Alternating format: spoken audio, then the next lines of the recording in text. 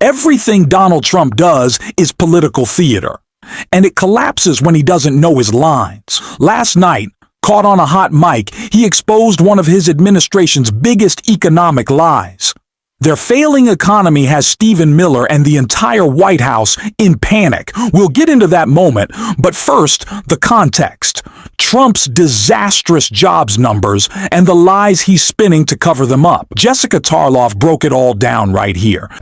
But I will say, Harry Enton, he said that, and it included Loathe, I believe. But he also said, was Trump wearing a Banana Republic suit on Friday? Because firing the BLS head because you don't like the jobs number is the worst of Donald Trump.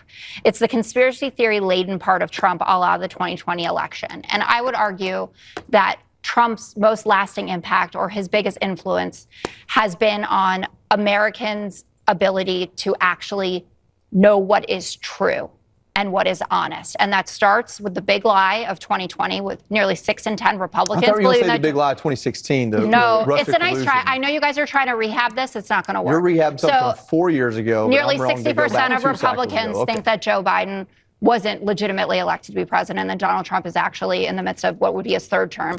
When you get a Bureau of Labor report, which was all well and good 2 months ago when you did like the number, and then you fire that person, that's authoritarian stuff. And that tells people that you can't trust the numbers. You can't trust anyone who works in government.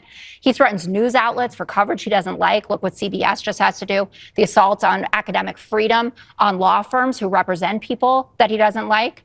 And then just the straight up lying about what is in the legislation with the reconciliation bill and the millions that will lose their Medicaid coverage. And before you say something, Jesse, about how that's not true, it's just able-bodied people who don't want to go to work.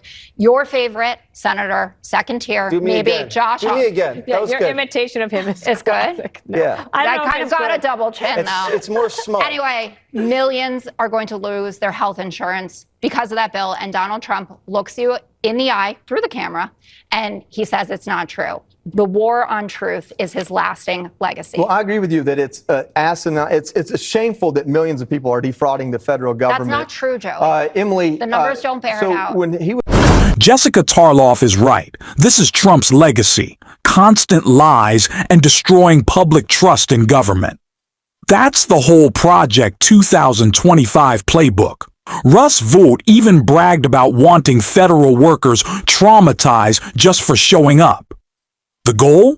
To convince us government is broken so they can auction off public goods to Trump's billionaire buddies, Peter Thiel, Elon Musk, Mark Zuckerberg, sitting at his table last night. They want to profit while Stephen Miller tries to spin economic BS.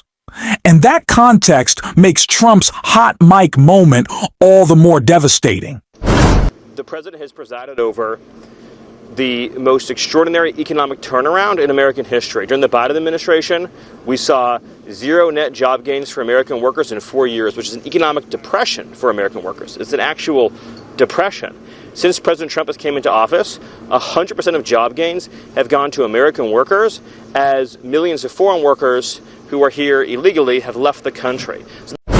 Stephen Miller and Donald Trump want you to believe this is the greatest economy ever and that Joe Biden ruined it. But let's be real. Trump's record is lost jobs, lost manufacturing, and skyrocketing costs of living. All he has are stunts, tariffs, phony letters, hollow announcements. His favorite brag lately? Big investments in America, the EU, the Saudis, and now he claims Meta, Mark Zuckerberg's company. But that big announcement backfired badly when Trump got caught on a hot mic. How much are you spending, would you say, over the next few years? Oh, gosh. I think it's probably going to be something like, I don't know, at least $600 billion through 28 in the U.S. Yeah. It's a lot. No, it's significant. That's a lot. Thank you, Mark. It's great to have you. Sorry, I wasn't ready to do a for announcement. He said I wasn't sure what number you wanted to go with. Not sure what number you wanted me to say. That's what Mark Zuckerberg whispered to Trump after reading off a fake talking point about Meta huge investment in America. Trump wanted the stunt to sound massive, overwhelming, historic. But like the EU deal, like the Saudi promises, it's all smoke. Remember when Trump claimed $19 trillion in Middle East investment? Never happened. Didn't create jobs. Didn't lower costs. Maybe just padded his crypto scheme. This isn't investment. It's theater. A way to make Trump look like he's delivering and to make his billionaire buddies look like patriots. They cut tiny checks, demand we don't tax them, and in return want parades for saving America while they buy yachts and islands. That's the scam, and we're left with nothing but higher costs. Just listen to these folks right here. More than a dozen people in downtown Morristown. Everyone was mad about prices. Sometimes things is 4 times what they was a year ago. A roast I used to get for $12, $15, $35. It's awful. Everything, just keeps going up. Well, I used to spend $40 a week. Now it's $140 or something like that. I just don't think it's going to go down for a long time. They're not concerned with people like us. They said these tariffs that they've got on, it's going to bring prices down. They're not. Because it's going to have to charge more to make up for them having to pay to bring it in. And I just say everything's going downhill. Did you vote for Trump this last time? No, I didn't. Now try telling working families that Mark Zuckerberg's fake $600 billion investment is going to change their lives. It's not. What actually would?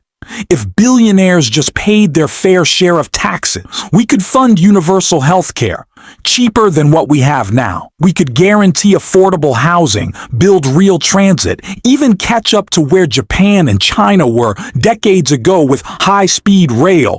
But Trump and his billionaire buddies don't want that.